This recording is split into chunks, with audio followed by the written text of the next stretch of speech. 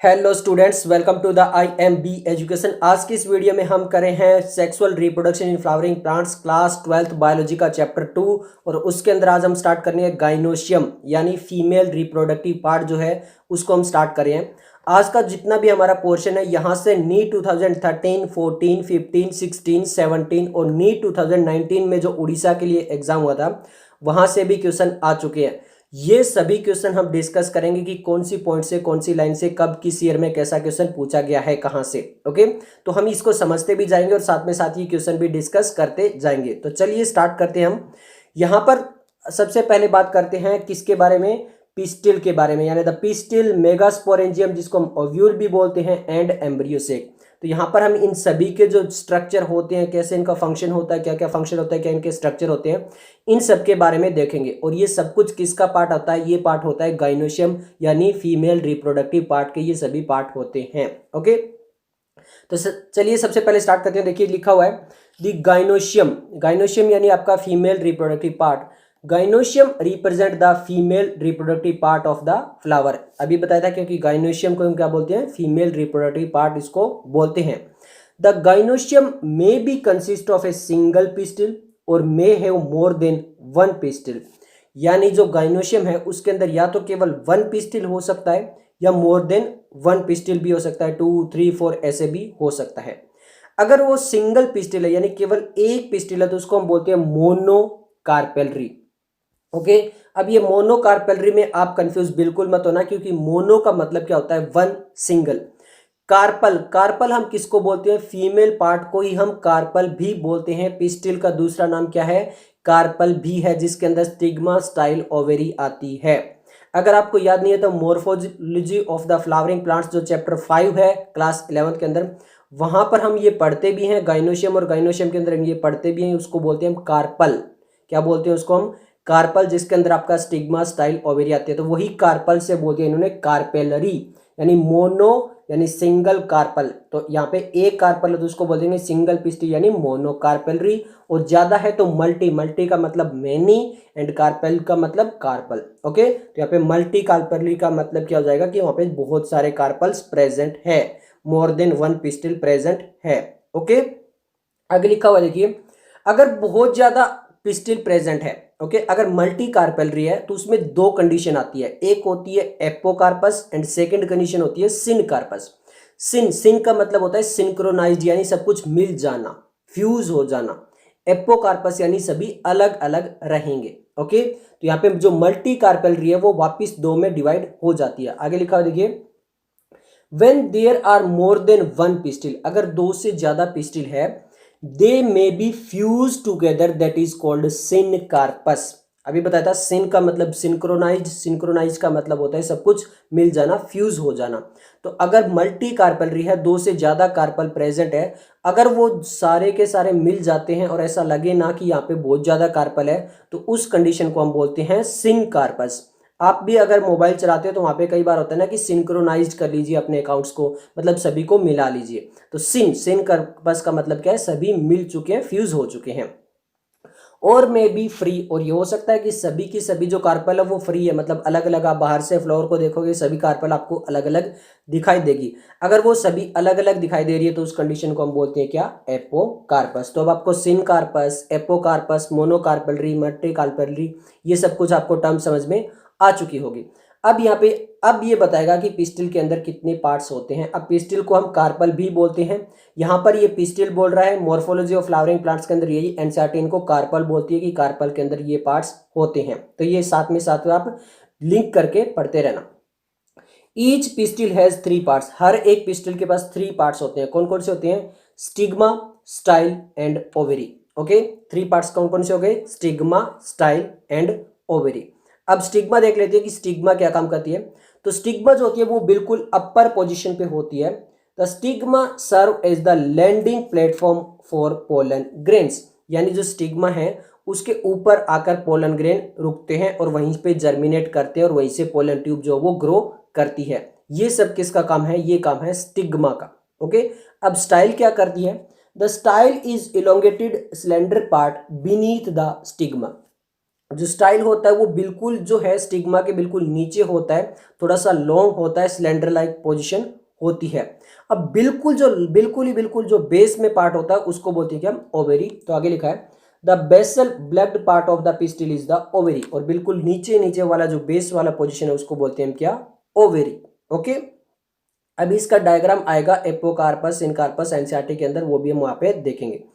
आगे लिखा है inside the ovary is the ovarian cavity that is locule, यानी जो ओवेरी होती है उसके अंदर हमें दिखाई देती है क्या, ओवेरियन कैविटी। ओके, अब आगे लिखा है the placenta is located inside the ovarian cavity, और ये जो ओवेरियन कैविटी होती है इसके अंदर हमें दिखाई देता है क्या, हमारा प्लासेंटा। अब यहाँ पे देखिए ये एक्चुअल इमेज आपको दिखाई दे रही होगी, तो यहाँ पे देखिए ये एक कैविटी सी बनी हुई है, कैविटी उसको बोलते हैं जो खाली सी जगह है। तो यहाँ पे देखिए खाली सी जगह है और इसके बीच में क्या है, प्लासेंटा है, और प्लासेंटा से आगे देखिए यहाँ पे लगा हुआ है क्या, ओव्यूल, जो आगे जाके कन्वर्ट हो जाता है सीड के अंदर।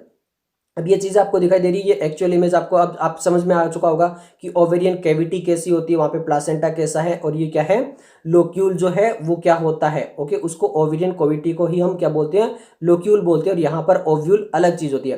तो लोक्यूल और ओव्यूल में बहुत बच्चे जो है वो कंफ्यूज हो जाते हैं, तो याद रखना लोक्यूल बोलते हैं कैविटी को, ओव्यूल बोलते हैं जो सीड बनता है। ओके, तो लोक्यूल और ओव्यूल में आप ये डिफरेंस करके चलना। आगे लिखा है the placenta is located inside the ovarian cavity. अब प्लासेंटा, ये चीज आप इंपॉर्टेंट समझ लो। अब देखो प्लासेंटा क्या होता है। प्लासेंटा आप ह्यूमन रिप्रोडक्शन के अंदर भी पढ़ते हो कि वहां पे जो फीटस होता है वो मदर की बॉडी के साथ अटैच होता है, किसके थ्रू, प्लासेंटा के थ्रू, जहां से उसको फूड वगैरह मिलता है, जो एक्सक्रीटेड सब्सटेंस होते हैं वो भी रिमूवल का काम प्लासेंटा करता है। तो वहां पे बहुत जो लिंक वाला पार्ट होता है वो क्या होता है, प्लासेंटा होता है। सेम यहीं पे जो प्लांट के अंदर भी ऐसा ही होगा। प्लासेंटा क्या करेगा, जो सीड बन रहा है यानी जो ओव्यूल है उसको पूरे जो प्लांट के साथ कनेक्ट करने का काम करता है कौन, प्लासेंटा। ओके, तो यहाँ पे इसलिए ने बताया recall the definition and types of placenta that you have studied in class 11th। तो क्लास 11th के अंदर मॉर्फोलॉजी ऑफ फ्लावरिंग प्लांट्स के अंदर हम प्लासेंटा की डेफिनेशन वगैरह पढ़ते हैं, अलग अलग टाइप के प्लासेंटेशन भी पढ़ते हैं। Arrangement of ovules in the ovary that is called placentation, ये हम डेफिनेशन पढ़ते हैं प्लासेंटेशन की, यानी जो ओव्यूल्स है उसका कैसा अरेंजमेंट है उसको हम बोलते हैं प्लासेंटेशन, नॉट प्लासेंटा, उसको क्या बोलते हैं हम, प्लासेंटेशन बोलते हैं। ओके, और वहाँ पे हम अलग अलग पढ़ते हैं, एक्साइल, फ्री सेंट्रल, सेंट्रल, तो ऐसे हम जो पढ़ते हैं बेसल वगैरह वो वहाँ पे पढ़ते हैं morphology of the flowering plants के अंदर। अब यहाँ पे देखिए एनसीईआरटी में डायग्राम दिया हुआ है, ये फर्स्ट वाला जो डायग्राम दिया हुआ है ये सिंपल सा क्या दिया हुआ है कि पूरे पार्ट दिखा रहा है पिस्टिल के। ओके, अब यहाँ पे देखिए ये थैलेमस होता है, थैलेमस से आपके सभी पार्ट अटैच होते हैं, सेपल, पेटल, कार्पल, ओके, जो स्टेमन वगैरह सभी अटैच होते हैं। फिर यहाँ पे देखिए बेसल पार्ट में है यहाँ पे ओवेरी, जो थोड़ा सा ब्लग्ड पार्ट है, थोड़ा सा लार्ज पार्ट है। ये वाला जो पार्ट चल रहा है ये कौन सा है, स्टाइल है। हमने बताया था कि long elongated cylinder like position होती है, और जो बिल्कुल अपर पोजीशन है वो क्या है, हमारी स्टिग्मा है। यहाँ पर आते हैं हमारे क्या, पोलन ग्रेन लैंड होते हैं, वहाँ पे जर्मिनेट होते हैं। तो ये किसका डाइसेक्टेड पार्ट दिखाया इन्होंने, ये दिखाया dissected flower of hibiscus showing pistil other floral part that have been removed. तो यहाँ पे बाकी जो अदर पार्ट्स हैं, चाहे आपका स्टेमन हो, सेपल हो, पेटल हो, वो रिमूव करके केवल और केवल यहाँ पर पिस्टिल जो है वो दिखाई गई है, किसकी, हिबिस्कस की। हिबिस्कस का फ्लावर हम लास्ट वाले लेक्चर के अंदर दिखा चुके हैं। अब जो ये सेकंड वाला है ये क्या है, आपका सिनकार्पस है। देखिए multi carpellary syncarpous pistil of Papaver. तो ये जो पपावर जो प्लांट होता है उसका फ्लावर के अंदर सिनकार्पस कंडीशन दिखाई है। अब यहाँ पर देखिए इसको देखकर ऐसा लगता नहीं है कि यहाँ पे मोर देन जो है वो मन पिस्टिल है, यानी यहाँ पे हम देख भी नहीं पा रहे हैं कि कितनी स्टाइल है, कितनी स्टिग्मा है, अलग अलग स्टाइल या स्टिग्मा में यहाँ पर दिखाई नहीं दे रही है। क्यों, क्योंकि यहाँ पे ये है सिनकार्पस, यानी सभी की सभी फ्यूज कर चुकी है। ओके, अब यहाँ पे ये जो थर्ड है ये है कौन सा, एपोकार्पस। सी वाला कौन सा है, एपोकार्पस है। एपोकार्पस में देखिए आपको ये अलग अलग यहाँ पर क्या दिखाई दे जाएगी, आपको स्टिग्मा और स्टाइल आपको अलग अलग यहाँ पर दिखाई दे जाएगी। इनको बोलते हैं कार्पल, खुद ने ही बोल दिया कार्पल्स, कार्पल्स यानी वही पिस्टिल। तो यहाँ पर क्या है, एपोकार्पस कंडीशन है और ये सब कुछ अलग अलग दिखाई दे रही है। अब ये डायग्राम किसका देखिए, multicarpellary apocarpous gynoecium of Michelia. तो ये जो प्लांट है वो कौन सा है, माइकेलिया का एपोकार्पस कंडीशन दिखाई गई है। ये जो नाम लिखे होते हैं यहाँ पे, पापावर, ओके, माइकेलिया, हिबिस्कस, ये बहुत ही इंपॉर्टेंट हो जाते हैं नीट के प्रोस्पेक्टिव से, तो इनको भी जरूर आप याद रखिए कि कौन से फ्लावर का यहाँ पर दिखाया गया है। ओके, अब ये जो डायग्राम दिया हुआ है, ये किसका डायग्राम दिया गया है? ये डायग्राम दिया गया हमारा ओव्यूल का। अब देखिए, a diagrammatic view of typical anatropous ovule. याद रखना, ओव्यूल भी अलग अलग टाइप के होते हैं, बट यहाँ पर जो डायग्राम दिया गया है वो किसका दिया गया है? एनाट्रोपस का दिया गया है। ये एक्चुअल आपके सामने दिखाई दे रहा होगा। यहाँ पे देखिए, ऑर्थोट्रोपस, एनाट्रोपस, हेमी एनाट्रोपस, सर्सिनोट्रोपस, ऐसे आपको यहाँ पे 6 अलग अलग टाइप की क्या दिखाई दे रहे हैं? ओव्यूल दिखाई दे रहे हैं। तो यहाँ पे ये जो बी वाला डायग्राम है, कौन सा? बी वाला जो है वो यहाँ पर है, क्योंकि यहाँ पर ज्यादातर में क्या मिलता है? हमें एनाट्रोपस मिलता है। तो यहाँ पे ये जो टिपिकल एनाट्रोपस का डायग्राम दिया गया है, इसके बारे में अभी डिटेल में स्टडी करेंगे, बट उससे पहले थोड़ा सा और आगे हम कुछ देख लेते हैं। Arising from the placenta are the megasporangia commonly called ovules। तो जो प्लासेंटा है उसी से एराइज होता है क्या? आपका ओव्यूल्स। उसे हम एक और नाम देते हैं क्या? मेगास्पोरेंजिया। मेगास्पोरेंजिया किसको बोलते हैं? हम ओव्यूल को ही बोलते हैं। तो याद रखना, मेगास्पोरेंजिया किसको बोलते हैं? ओव्यूल को ही बोलते हैं। अब ओव्यूल जो है वो भी एक से ज्यादा हो सकते हैं, जैसे कार्पल जो है वो एक से ज्यादा हो सकते हैं। ओके, वहां पे हमने देखा था मोनोकार्पल, मल्टी कार्पल। ऐसे ही जो हमारा प्लासेंटा है उसके अंदर जो ओव्यूल है वो भी 1 या मोर देन 1 हो सकते हैं। तो देखिए, लिखा हुआ है आगे, the number of ovules in an ovary may be 1। तो यहां पर ओवरी के अंदर ओव्यूल भी जो है वो 1 भी हो सकता है। वो किसके अंदर होता है? में वीट, पैडी और मैंगो के अंदर। टू मैनी, इसके अलावा बहुत सारे ओव्यूल एक ओवरी के अंदर भी हो सकते हैं। For example papaya, watermelon and orchids. अब देखिए, सिंपल सा इसको आप ऐसे याद कर सकते हो कि यहां पर ऐसा प्लांट जिसके अंदर केवल एक सीड बनेगा, क्योंकि ओव्यूल जो है वो कन्वर्ट हो जाता है सीड में। तो आप जो भी फ्रूट खाते हो, अगर उसमें केवल सिंगल सीड मिल रहा है, तो आप ये समझ जाना उस ओवेरी के अंदर भी केवल और केवल सिंगल ओव्यूल था। ओके, जैसे मैंगो सबने खाया, तो मैंगो के अंदर हमें केवल सीड 1 देखने को मिलता है। इसका मतलब क्या है कि वहां पर ओव्यूल भी कैसा होगा? 1 होगा। ओके, अगर बहुत ज्यादा सीड देखने को मिल रहे हैं, इसका मतलब वहां पे ओव्यूल भी बहुत ज्यादा होंगे। जैसे आपने पपाया या वाटरमेलन तो सबने खाया होगा, तो पपाया व वाटरमेलन में आप देखते हो बहुत सारे सीड्स होते हैं। इसका मतलब क्या है? वहां पर ओव्यूल भी बहुत ज्यादा होंगे। ओके, तो करने वाले हैं किसके बारे में? मेगास्पोरेंजियम, जिसको हम बोलते हैं ओव्यूल्स। तो सबसे पहले हम यहां से आए हुए क्वेश्चन डिस्कस कर लेते हैं। नीट 2013 एंड नीट 2016 में लगभग सेम क्वेश्चन आया है, बिल्कुल सेम। ओके, तो सबसे पहले देख लेते हैं नीट 2013 का क्वेश्चन। ये रहा आपकी स्क्रीन पर। क्वेश्चन पूछा गया है, मेगास्पोरेंजियम इज इक्विवेलेंट टू, यानी जो मेगास्पोरेंजियम होता है वो किसके बराबर होता है? ऑप्शन दिया गया आपको, न्यूसिलस, ओव्यूल, एम्ब्रियोसेक या फिर फ्रूट। तो अभी अभी हमने देखा है मेगास्पोरेंजिया कॉमनली कॉल्ड ओव्यूल, तो यहां पे इसका आंसर आ जाएगा ओव्यूल। अब इसी से बिल्कुल रिलेटेड देखिए, नीट 2016 फेज 2 में क्वेश्चन पूछा गया, ये रहा आपकी स्क्रीन पे, the ovule of an angiosperm is technically equivalent to. बिल्कुल उसका उल्टा पूछ लिया है। जो पहले आंसर था वो क्वेश्चन बना दिया, जो क्वेश्चन था वो आंसर बना दिया। देखिए, the ovule of an angiosperm is technically equivalent to, यानी जो ओव्यूल होता है वो किस तरह से इक्विवेलेंट होता है? ऑप्शन दे दिए गए यहाँ पे, megasporangium, megasporophyll, megaspore mother cell या फिर मेगास्पोर। तो अभी अभी हमने पढ़ा है मेगास्पोरेंजिया कॉमनली कॉल्ड ओव्यूल, यानी आंसर आ जाएगा मेगास्पोरेंजिया। तो ये था नीट 2013 और 16। देखिए, बस क्वेश्चन बिल्कुल सेम है, इसलिए मैं कहता हूँ क्वेश्चन मत करिए आप टॉपिक करिए कि वो टॉपिक कहाँ से आया। क्वेश्चन तो फिर भी लैंग्वेज चेंज होती रहेगी, क्वेश्चन तो वो डायरेक्ट नहीं आएगा, बट टॉपिक तो सेम रहता ही रहता है। ओके, तो हम जो है वो सबसे पहले एक बार इस डायग्राम को देख लेते हैं। और ये कौन सा ओव्यूल है? एनाट्रोपस ओव्यूल है, ये याद रखना। तो यहां पर एक बार इस हम डायग्राम को देख लेते हैं। जब इस डायग्राम से हमें क्लियर हो जाएगा थोड़ा सा, तो फिर वही पैराग्राफ में लिखा होगा, देख लेना। सबसे पहले समझिए, यहां पर सबसे पहले आता है फ्यूनिकल। देखिए, क्योंकि ये अपर पोजीशन पे है, हाइलम लिखा ऊपर है, बट यहाँ पे देखिए फ्यूनिकल। फ्यूनिकल क्या करता है? इस ओव्यूल को प्लासेंटा के साथ अटैच करने का काम करता है। ओव्यूल को प्लासेंटा के साथ अटैच करने वाला कौन सा पार्ट होगा? हमारा फ्यूनिकल होगा। तो ये तो आपको यहाँ पे दिखाई दे रहा होगा। फ्यूनिकल से जस्ट जो नेक्स्ट पार्ट होता है वो होता है हाइलम। ये क्या होता है? हाइलम होता है। अब हाइलम को आप ये कह सकते हो कि हाइलम जो है वो एक जंक्शन है, किसके बीच में? ओव्यूल के बीच में और प्लासेंटा के बीच में। वो क्या है? हमारा यहाँ पर हाइलम है, ये आपको दिखाई दे रहा है। ओके।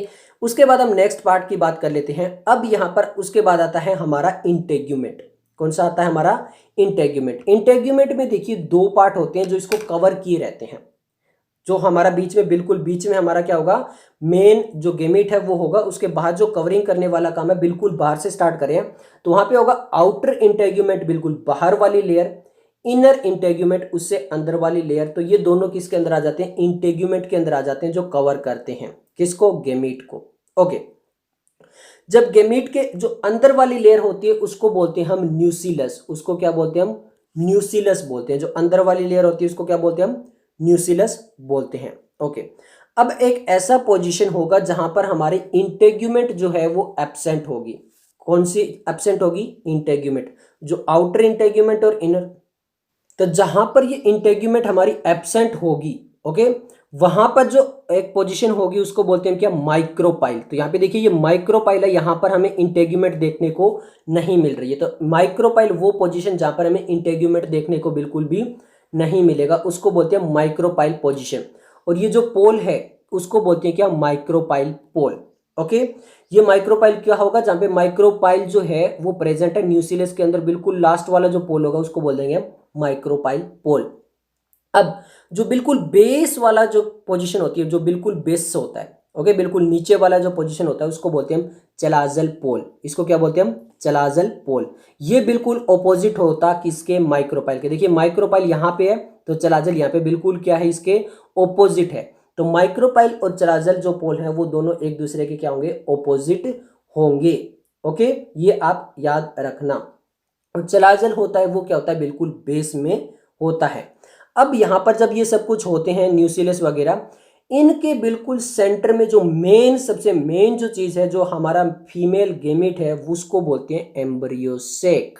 उसको क्या बोलते हैं हम? एम्ब्रियोसेक। यानी ये सभी जो लेयर है ये एक ही चीज को प्रोटेक्ट कर रही है और वो है एम्ब्रियोसेक। तो इसको देखिए, दोबारा देख लीजिए। सबसे पहले इनर में, अब इनर से कर रहे हैं। सबसे पहले इनर में जो होगा वो होगा एम्ब्रियोसेक, उसके बाहर जो होगा वो न्यूक्लियस, उसके बाहर जो दो लेयर होगी वो होगी हमारी आउटर इंटेग्यूमेंट और इनर इंटेग्यूमेंट। जहां पे इंटेग्यूमेंट एब्सेंट होगा उसको हम बोल देंगे माइक्रोपाइल। माइक्रोपाइल के बिल्कुल सामने जो ऑपोजिट में होगा चलाजल, जिसे हम बेस पोजीशन भी बोलते हैं। उसके बाद आता है हमारा हाइलम। हाइलम प्लासेंटा और ओव्यूल को अटैच करता है। और उसके बाद होता है फ्यूनिकल, जो प्लासेंटा के थ्रू आता है, जो हमारे पास, किसके पास? ओव्यूल के पास जो एक लेयर आती है उसको बोलते हैं फ्यूनिकल। तो ये सब कुछ आपको समझ में आ चुका होगा। तो चलिए अभी हम इसको भी देख लेते हैं, मेगास्पोरेंजियम यानी ओव्यूल को। यहाँ पे लिख भी रखा, देखिए द मेगास्पोरेंजियम ओव्यूल। ये अभी हमने 2013 और 16 का क्वेश्चन देखा था। Let us familiar ourself with the structure of a typical angiosperm ovule. Typical angiosperm ovule कौन सा? Anatropous ovule. आगे लिखा था ovule is a small structure attached to the placenta by means of a stalk called funicle. मैंने आपको बताया था diagram के अंदर, फ्यूनिकल जो है वो क्या करती है? प्लासेंटा और ओव्यूल को दोनों को एक अटैच करती है, जो स्टॉक होती है वो, उसको हम बोलते हैं फ्यूनिकल। आगे लिख रखा है देखिए, the body of the ovule fuses with the funicle in the reason called hilum.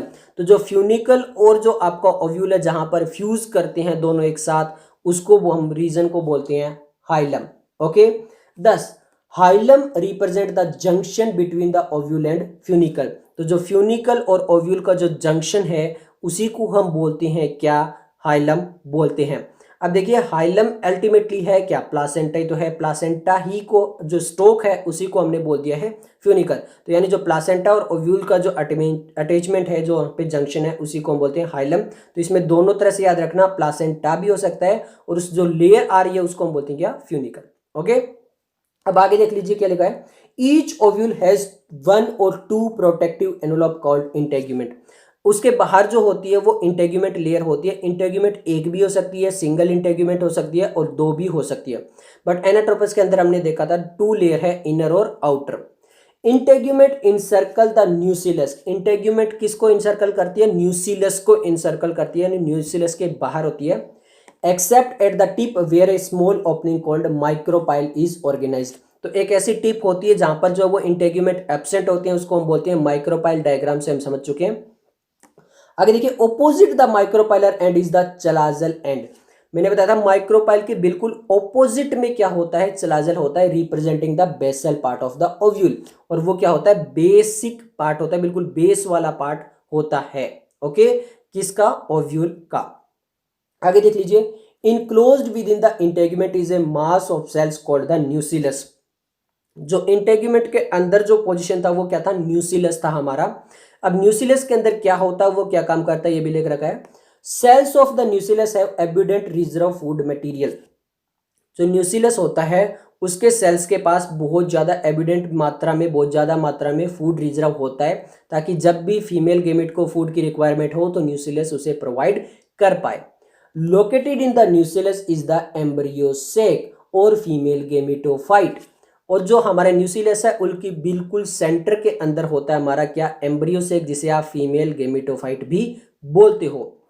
An ovule generally has a single embryo sac formed from a megaspore। Ovule जो होता है उसके अंदर ज्यादातर क्या होता है, केवल सिंगल एम्ब्रियो सेक देखने को हमें मिलता है, यानी सिंगल फीमेल गेमिट हमें देखने को मिलता है मेगास्पोर के अंदर। ओके, तो ये अब आपको ओव्यूल का स्ट्रक्चर समझ में आ चुका होगा, डायग्राम और यहां से। अब हम बात कर लेते हैं किसके बारे में, मेगास्पोरोजेनेसिस के बारे में। हमने जो है वो पोलन ग्रेन जब देखा था तो वहां पे एक नाम आया था माइक्रोस्पोरोजेनेसिस, और यहाँ पर क्योंकि ये गेमिट जो वो लार्ज होता है तो यहाँ पर नाम हो चुका है मेगास्पोरोजेनेसिस। लगभग लगभग सेम है किस जैसा, माइक्रोस्पोरोजेनेसिस जैसा प्रोसेस। ओके, देख लेते हैं। The process of formation of megaspore from the megaspore mother cell. वहां पर था माइक्रोस्पोर मदर सेल, उसको हम कंपेयर करके पढ़ रहे हैं। वहां पर था माइक्रोस्पोर मदर सेल, यहां पर है मेगास्पोर मदर सेल। ओके, तो वहां पे माइक्रोस्पोर मदर सेल में मियोसिस हो रही थी, यहाँ पे मेगास्पोर मदर सेल में मियोसिस होगी, और इस प्रोसेस को बोलते हैं मेगास्पोरोजेनेसिस। ओके, आगे लिखा है ovules generally differentiated single megaspore mother cell in the micropylar region of the nucellus. तो जो हमने माइक्रोपाइलर एंड देखा था, क्या देखा था, माइक्रोपाइलर एंड देखा था। माइक्रोपाइलर एंड के अंदर न्यूसिलस के अंदर एक सेल होता है, उसको हम बोलते हैं क्या, मेगास्पोर मदर सेल, और उसके अंदर वो डिफरेंशिएट कर जाता है बाकी अदर सेल से, और उसके अंदर हमें देखने को मिलेगी डिवीजन। कौन सी डिवीजन, मियोटिक डिवीजन देखने को मिलेगी। ये इंपॉर्टेंट है बहुत ज्यादा, कौन सा नाम यहाँ पे, माइक्रोपाइलर रीजन। तो जो सेल्स होता है माइक्रोस्पोर मदर सेल वो किस रीजन में मिलेगा, माइक्रोपाइलर रीजन के अंदर मिलेगा, यानी माइक्रोपाइलर एंड की तरफ हमें देखने को मिलेगा। बट किसके अंदर देखने को मिलेगा, ऑफ द न्यूसिलस। वो सेल जो प्रेजेंट होगा वो तो होगा तो न्यूसिलस में, बट जो एंड होगा वो माइक्रोपाइलर एंड होगा, चलाजल एंड नहीं होगा। आगे लिखा है it is a large cell containing dense cytoplasm and a prominent nucleus. किसकी बात कर रहा है वो, मेगास्पोर मदर सेल की। यानी जो आपका मेगास्पोर मदर सेल है उसके अंदर जो साइटोप्लाज्म है वो बहुत डेंस होगा और प्रोमिनेंट न्यूक्लियस होगी। प्रोमिनेंट यानी वेल डेवलप्ड वहां पर न्यूक्लियस होगी यूकेरियोटिक सेल की। द एमएमसी यानी megaspore mother cell undergo meiotic division. अभी इसके रिलेटेड क्वेश्चन आए हुए हैं, 16 में भी आया हुआ है। ओके, 15 वाला हमने लास्ट में डिस्कस करवा दिया था जहां पे हमने माइक्रोस्पोरोजेनेसिस करवाया था। अगर वो लेक्चर नहीं देखा तो जाके देख सकते हो, क्वेश्चन भी देख सकते हो। ओके, तो ये इंपॉर्टेंट है। मेगास्पोर मदर सेल किसके अंदर जाती है, मियोटिक डिवीजन के अंदर जाती है। नीट 2013 का क्वेश्चन अभी डिस्कस करेंगे, 16 का थोड़ी देर बात करेंगे। What is the importance of the MMC undergo meiosis. अब इन्होंने एक क्वेश्चन पूछा इंसेंट ने, इन्होंने कहा कि हम एमएमसी को मियोसिस डिवीजन में ले जाने का क्या फायदा है। तो देखिए, जो मेगास्पोर मदर सेल है, एमएमसी सेल है, वो अभी तक डिप्लॉइड है। वो कैसा है, डिप्लॉइड है। बट हमें जो गैमीट बनाना है वो कैसा चाहिए, हैप्लॉइड चाहिए। तो हमें वहां पे डिवीजन करनी ही पड़ेगी। कौन सी डिवीजन, रिडक्शन डिवीजन करनी ही पड़ेगी। ओके, आगे लिखा है meiosis result in the formation of production of 4 megaspore. तो जो हमारा मेगास्पोर मदर सेल है उसके अंदर जैसे ही मियोसिस होती है तो वहां पर कितने मेगास्पोर बन जाते हैं, 4 मेगास्पोर बन जाते हैं। ओके, अब हम यहां पर देख लेते हैं जो नीट 2013 में आया हुआ क्वेश्चन है। ये नीट 2013 में कर्नाटका में आया हुआ क्वेश्चन है। तो ये रहा आपकी स्क्रीन पे क्वेश्चन है, megaspore are produced from the megaspore mother cell after. तो मेगास्पोर जो वो मेगास्पोर मदर सेल से कब प्रोड्यूस होता है। ऑप्शन है mitotic division, formation of thick wall, differentiation, या फिर मियोटिक डिवीजन। तो अभी अभी पढ़ा है, मियोटिक डिवीजन के बाद जो है वो क्या प्रोड्यूस होता है, मेगास्पोर प्रोड्यूस हो जाता है मेगास्पोर मदर सेल से। ओके, तो 13 का क्वेश्चन यहाँ पे हमने अभी डिस्कस कर दिया जो कर्नाटका के लिए आया हुआ था। 15 वाला हमने माइक्रोस्पोरोजेनेसिस में कर चुके हैं। 16 वाला क्योंकि और भी उसमें ऑप्शन है तो वो अभी थोड़ी देर बाद में हम डिस्कस करेंगे। ओके, बट उससे पहले हम यहाँ पर कुछ डायग्राम देख लेते हैं जो कि इंपॉर्टेंट हमारे लिए हो सकते हैं। यहाँ पर ये जो डायग्राम दिखाए गए हैं ये हमें दिखाया गया है किसके बारे में, जो हमारा मेगास्पोर मदर सेल था उसके अंदर जो म्यूटिक डिवीजन हो रही है उसके बारे में। तो यहाँ पे देखिए माइक्रोपाइलर एंड है और माइक्रोपाइलर एंड की तरफ इन्होंने कहा न्यूसिलस और उसमें से निकलता है क्या हमारा मेगास्पोर मदर सेल। अब मेगास्पोर मदर सेल के अंदर पहले जो होती है फर्स्ट म्यूटिक डिवीजन होती है, meiotic division first and second two होती है। जैसे ही फर्स्ट म्यूटिक डिवीजन होती है तो यहाँ पे मेगास्पोर डायड बन जाता है यानी 2 सेल बन जाते हैं। ओके, वही है न्यूसिलस और माइक्रोपाइलर एंड है, बट डायड का मतलब यहाँ पे 2 सेल बने हैं। तो फर्स्ट म्यूटिक डिवीजन कंप्लीट हो चुकी है। फिर माइक्रोपाइलर एंड की तरफ यहाँ पे मेगास्पोर टेट्राड बन जाता है। टेट्राड का मतलब हमारी सेकंड म्यूटिक डिवीजन कंप्लीट हो चुकी है और टोटल 4 सेल बन चुके हैं। तो इसीलिए यहाँ पे मेगास्पोर टेट्रा, टेट्रा का मतलब 4 सेल बन चुके हैं। ओके, ये आपको क्लियर है। तो यहाँ पे जो हमने बताया था कि म्यूटिक डिवीजन होती है और फिर 4 मेगास्पोर बनते हैं। तो यहाँ पे ये पहले 2 बनते हैं और फिर कितने बनते हैं, 4 बनते हैं। ओके, अब हम बात कर लेते हैं फीमेल गेमिटोफाइट के बारे में, या यूं कहूं कि फीमेल गेमिट के बारे में। तो यहाँ पर देखिए female gametophyte in A majority of the flowering plant one of the megaspore is functional while the other 3 degenerate. अब देखिए जब हमारा मेगास्पोर मदर सेल के अंदर म्यूटिक हुई थी तो यहाँ पे 1 से डिवाइड होकर कितने बने थे, 1 2 3 एंड 4 में से 3 जो है वो डीजनरेट हो जाते हैं यानी खत्म हो जाते हैं, वो यहाँ पे एक्टिव नहीं रहते हैं। केवल एक ही जो है वो एक्टिव रहता है और उसको हम बोलते हैं क्या, फंक्शनल मेगास्पोर। उसको क्या बोलते हैं, फंक्शनल मेगास्पोर बोलते हैं। अब आगे देखिए क्या लिखा हुआ इन्होंने, only the functional megaspore developed into the female gametophyte that is embryo sac। अब जो ये अकेला फंक्शनल मेगास्पोर है वो डेवलप हो जाता है फीमेल गेमेटोफाइट के अंदर जिसे हम एम्ब्रियो सेक भी बोलते हैं। अब यहीं से आया हुआ है आपका नीट 2017 में क्वेश्चन, ये रहा आपकी स्क्रीन पर। क्वेश्चन पूछा गया है यहाँ पर, functional megaspore in an angiosperm develop into, यानी जो हमारा फंक्शनल मेगास्पोर है एंजियोस्पर्म के अंदर वो किस में डेवलप्ड हो जाता है। तो ऑप्शन दिए गए हैं एंडोस्पर्म के अंदर, एम्ब्रियो सेक के अंदर, या फिर डायरेक्ट एम्ब्रियो के अंदर, या फिर ओव्यूल के अंदर। तो यहाँ पे देखिए एनसीईआरटी में साफ साफ लिख रखा था only the functional megaspore developed into female gametophyte और ब्रैकेट में लिखा था एम्ब्रियो सेक, एम्ब्रियो सेक। तो यहाँ पे करेक्ट आंसर हमारा आ जाएगा एम्ब्रियो सेक, एम्ब्रियो नहीं एम्ब्रियो सेक आएगा। ओके, तो ये भी प्योर एनसीईआरटी नीट 2017 का क्वेश्चन था। चलिए अब हम आगे चलते हैं। यहाँ पे देखिए लिखा हुआ है, this method of embryo sac formation from a single megaspore is termed as monosporic development. तो ये जो डेवलपमेंट है जिसके द्वारा हम केवल और केवल जो 4 मेगास्पोर बने थे उसमें से केवल एक फंक्शनल रहा है, 3 डीजनरेट हो गए, तो 1 रहा है तो इसको हम बोल देते हैं मोनोस्पोरिक। अगर यहाँ पे फंक्शनल 2 रहते तो हम बोल देते बाइस्पोरिक, 3 रहते तो हम बोल देते ट्राइस्पोरिक, 4 के 4 रहते तो हम बोल देते टेट्रास्पोरिक। तो यहाँ पे केवल एक ही फंक्शनल रहता है इसलिए हम बोल देते हैं मोनोस्पोरिक डेवलपमेंट। ये याद हो गया आपको, मोनोस्पोरिक, बाई, ट्राई और टेट्रा, ये भी आपको पता हो जाना चाहिए। ओके, अब इसने ये जो मोनोस्पोरिक वाला ये याद रखना, नीट 2019 उड़ीसा के लिए जो अलग से एग्जाम हुआ था उसके अंदर क्वेश्चन आया था, वो भी अभी हम डिस्कस करेंगे। ओके, अब यहाँ पर देखिए इन्होंने एनसीईआरटी ने एक क्वेश्चन पूछा है what will be the ploidy of the cell of the nucellus.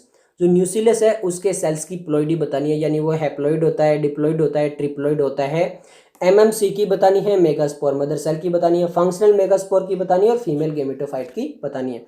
तो 4 चीज़ों की हमसे प्लॉइडी पूछी है।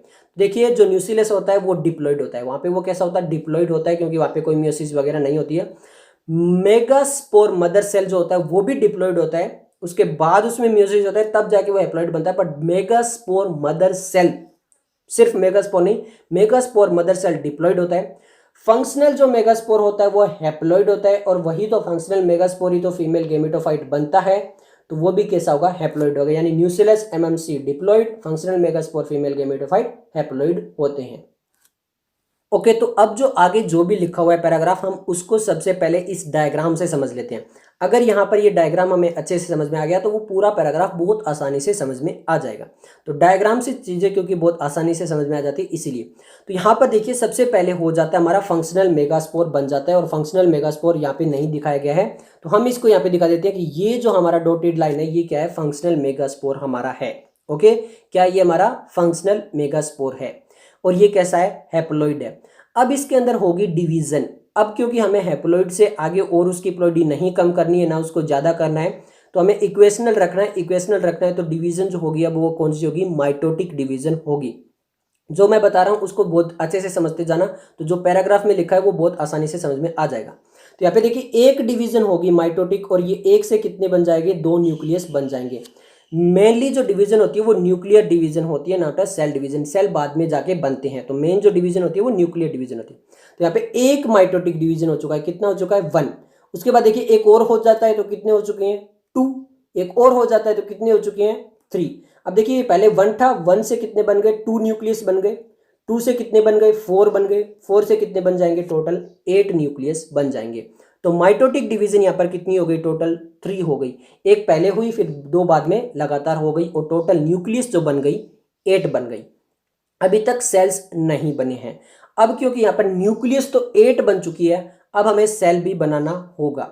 अब सेल कैसे बनेंगे, कितने बनेंगे, कितने टाइप के बनेंगे, वो भी हम देख लेते हैं। अब यहाँ पर देखिए सबसे पहले यहाँ पे 3 एंटीपोडल सेल बनेंगे। कितने बनेंगे, 3 बनेंगे। ये एंटीपोडल सेल कितने बनेंगे, 3। देखिए 1 2 3, 3 न्यूक्लियस इधर आ चुकी है तो 3 बन जाएंगे एंटीपोडल सेल। ओके, उसके बाद देख लेते हैं सिनर्गिड। हम ज्यादा से कम की तरफ जा रहे हैं। सिनर्गिड जो वो 2 बनेंगे। 2 सेल्स कितने बन जाएंगे, सिनर्गिड बन जाएंगे। ओके, तो 3 एंटीपोडल हो गए, 2 सिनर्गिड हो गए, यानी 5 न्यूक्लियस तो आराम से डिवीजन हो चुका है और सेल बन चुकी है। ओके, अब भी 3 रहते हैं।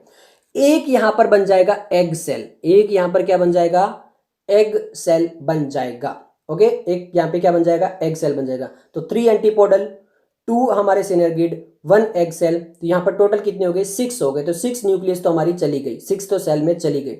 अब यहाँ पे एक जो बीच में जो सेल बच जाता है, बाकी पूरा एक सेल ही तो था, जो बीच में सेंटर में एक सेल बच जाता है उसको हम बोलते हैं सेंट्रल सेल। जो बिल्कुल बीच में बच जाएगा उसको क्या बोलेंगे हम, सेंट्रल सेल बोलेंगे। ओके, और फिर जो यहाँ पे बाकी जो 2 न्यूक्लियस बची थी वो दोनों, क्योंकि सेल बहुत काफी बड़ा है तो वो कहेगी हम और क्या करेंगे, अलग सेल बना के। यहाँ पे ये सेल काफी बड़ा है, हम यहीं पे रह जाती है, न्यूक्लियस ऐसा बोलती है। और 2 जो पोलर न्यूक्लियाई है वो दोनों की दोनों सेंट्रल सेल के साथ रह जाती है। तो यहाँ पे सेंट्रल सेल के साथ कितनी न्यूक्लियाई रह जाती है, 2 न्यूक्लियाई रह जाती है। तो टोटल 1 हो गई, 3 एंटीपोडल में चली गई। ओके, 2 सिनर्गिड के साथ चली गई तो 3 to 5, एक एग के साथ चली गई 6, और 2 सेंट्रल सेल के साथ रह गई तो टोटल 8। तो ये आपको समझ में आ गया, 8 न्यूक्लियस बन गई। अब सेल काउंट कर लेते हैं कि टोटल सेल कितने हैं। सेल टोटल 7 है, क्यों, 3 एंटीपोडल, ओके, 2 हमारे कितने सिनर्गिड तो टोटल 5, एक एग सेल, ओके, और एक बीच में सेंट्रल सेल। तो सेल हमारे 7, न्यूक्लियस हमारी 8। ये चीज क्लियर हो गई। ओके, अब हम आ जाते हैं कि कौन सी पोजीशन पे जाकर बैठेगा। ओके, अब हम किसको देख लेते हैं कि कौन सी पोजीशन पे जाकर बैठेगा। सबसे पहले देखिए चलाजल एंड। अब आपको ये पता होना चाहिए माइक्रोपाइलर के बिल्कुल ऑपोजिट में होता है चलाजल, यानी जो हमारा बेस की तरफ होता है वो होता है चलाजल। तो जो हमारे 3 एंटीपोडल सेल थे वो चले जाते हैं चलाजल एंड की तरफ। तो एंटीपोडल चलाजल AC, यहाँ पे AC चल पड़ा है अब, और AC यानी चलाजल, C से चलाजल और A से एंटीपोडल, तो AC यहाँ पे मिल जाएगा किसकी तरफ, एंटीपोडल 3 यहाँ पे चलाजल एंड की तरफ चले गए हैं। ओके, अब जो माइक्रोपाइलर एंड है, माइक्रोपाइलर एंड की तरफ कौन आ चुका है, सिनर्गिड आ चुका है, और एग सेल भी वहीं पे आ चुका है। बिल्कुल सिनर्गिड के बिल्कुल साथ में कौन है, एग सेल है। तो 2 सिनर्गिड ये रहे, एक एग सेल इनके पीछे यहाँ पे दिखाई दे रहा है डायग्राम के अंदर। ओके, बिल्कुल जो सेंटर में सेल है वो कौन सा है, हमारा सेंट्रल सेल है, और उसके पास क्या है, हमारी पोलर न्यूक्लियाई है। ओके, अब इतनों में से इतनी सारी न्यूक्लियस बन चुकी है, इसमें से मेन न्यूक्लियस कौन सी है जो कि बहुत इंपॉर्टेंट है। वो मेन जो न्यूक्लियस है, एक तो एग वाली है। एग न्यूक्लियस के अंदर जो हमारी चली गई है, जो एग सेल जिसने बनाया है वो सबसे इंपॉर्टेंट है, क्योंकि अगर गैमीट आएगा तो अब उस न्यूक्लियस के साथ फ्यूज करेगा जो एग सेल के साथ में है। ये चीज समझ में आ गई। ओके, सेकंड जो हमारी सबसे इंपॉर्टेंट न्यूक्लियस है वो पोलर न्यूक्लियस है, क्योंकि जो दूसरा मेल गैमीट आएगा, 2 मेल गैमीट आएंगे भैया, एक करेगा एग सेल के साथ, सेकंड करेगा पोलर न्यूक्लियाई के साथ, तो वो कर जाएगा पोलर न्यूक्लियाई के साथ। तो 3 न्यूक्लियस यहाँ पे सबसे इंपॉर्टेंट है, एग वाली और पोलर न्यूक्लियस वाली यानी सेंट्रल सेल वाली। ओके, अब क्योंकि यहाँ पे पोलन ट्यूब आएगी, तो पोलन ट्यूब आएगी तो यहाँ पे सिनर्गिड बहुत एडवांस हो चुका है। वो कहता है कि बहना, एग को कहता है बहना तो ऐसा कर, यहाँ पर मैं तेरे लिए इंपॉर्टेंट एक चीज बना देता हूँ फिलीफॉर्म अपरेचस की, जैसे ही हमारे जीजू जीजू यानी पोलन ट्यूब जैसे ही आएंगे मैं डायरेक्ट आपकी तरफ भेज दूंगा। तो इसीलिए मैंने एक तैयार कर दिया स्ट्रक्चर जिसको बोलते हैं फिलीफॉर्म अपरेचस। ये किसने तैयार किया है? सिनर्गिड ने। तो सिनर्गिड ने फिलीफॉर्म अपरेचस तैयार कर दिया। ये फिलीफॉर्म अपरेचस क्या करेंगी, जैसे ही पोलन ट्यूब आएगी उनको डायरेक्ट कहेगा इधर एग सेल है, जाइए आप इधर जाइए। ओके, तो ये किसने प्रोवाइड किया है? ये सिनर्गिड ने प्रोवाइड किया है। तो डायग्राम से आपको ये सारी चीजें समझ में आ चुकी होगी एक बार के लिए अच्छे से। यही पूरा पैराग्राफ में लिख रखा है। ओके, तो स्टार्टिंग में देखिए जो हमारा पहला वाला डायग्राम था यहाँ पे तो लिख रखा है parts of a ovule showing a large megaspore mother cell and dyad and tetrad megaspore. तो वो तो हमने पहले वाले डायग्राम में डिस्कस कर चुका है। ये जो हमारे डायग्राम थे किसके बारे में थे? 2, 4, 8 न्यूक्लियस, जो अभी हमने बताया था 8 न्यूक्लियस बनेगी। Stage of embryo sac and mature embryo sac, ये जो पूरा एम्ब्रियोसेक है ये क्या है? पूरा मेच्योर एम्ब्रियोसेक है हमारा। A diagram representative of the mature embryo sac, तो ये वाला क्या है? हमारा मेच्योर एम्ब्रियोसेक है। ओके, अब जो है वो ज्यादा कुछ है नहीं यहाँ पर, जो लिखा हुआ है यहाँ पे वही लिखा हुआ है जो हमने अभी बताया। देखिए, let us study the formation of embryo sac in little detail. तो अब जो है हम जो एम्ब्रियोसेक है उसको डिटेल में पढ़ते हैं। यहाँ पे लिखा है the nucleus of the functional megaspore divide mitotically. मैंने बताया था स्टार्टिंग में केवल एक मेगास्पोर है, उसके अंदर माइटोटिक डिवीजन होगी। देखो यहाँ पे लिख रखा है माइटोटिक, क्योंकि अभी हमें हैप्लॉइड है, हैप्लॉइड से ना डिप्लॉइड करना है ना उससे प्लॉइडी कम करनी है, उतनी रखनी है। टू फॉर्म द 2 न्यूक्लियस, तो सबसे पहले 1 से 2 बनेगी।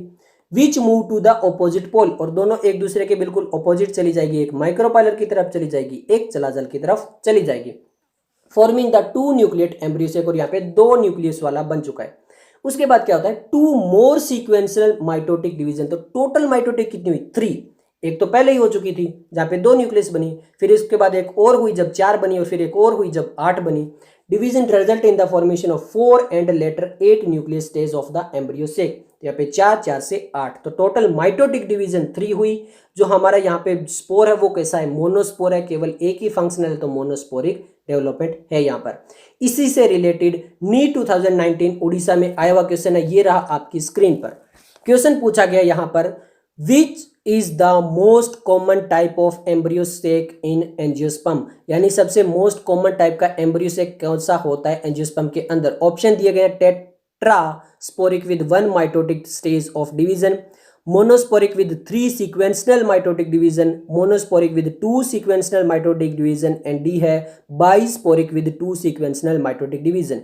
तो सबसे पहले तो देखिए हमने बात की थी मोनोस्पोरिक है, एक ही फंक्शनल रहता है तो मोनोस्पोरिक वाला हो जाता है। टोटल जो है माइटोटिक डिवीजन वो कितनी होती है? 3 होती है। तो monosporic with 3 sequential mitotic division वहां पर हमें देखने को मिलती है, तो हमारा आंसर आ जाएगा। ये था नीट 2019 उड़ीसा स्टेट के लिए। ओके, तो आपका आंसर आ चुका होगा, प्योर एनसीईआरटी। आगे चलते हैं। अब यहां पे देखिए लिखा है, it is interest to note that those mitotic division are strictly free nuclear.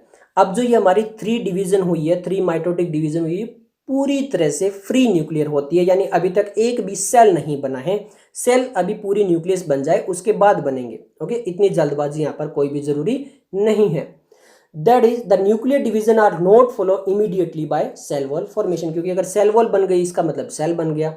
तो अभी सेल वन इतनी जल्दी नहीं बनाते हैं, पहले 8 न्यूक्लियस बनाते हैं, थोड़ा आराम करते हैं, आराम आराम से बनाएंगे, सब कुछ करेंगे। ओके, नीट भी क्लियर कर देंगे।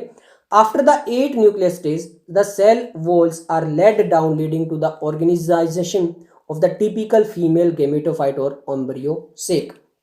अब जब 8 न्यूक्लियस बन जाती है उसके बाद स्टार्ट होता है फीमेल गेमेटोफाइट एम्ब्रियोसेक के अंदर सेल वॉल फॉर्मेशन, यानी सेल बनना स्टार्ट होता है।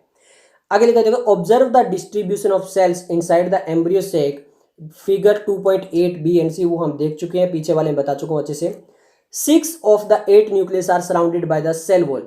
तो टोटल 6 जो है वो तो सेल वॉल से सराउंड हो जाती है। 3 एंटीपोडल, 2 सिनर्गिड, एक एग सेल, जो बीच में सेंटर बच जाता है वो पोलोन्यूक्लियाई वहां पे बैठी रहती है, and organised into the cell.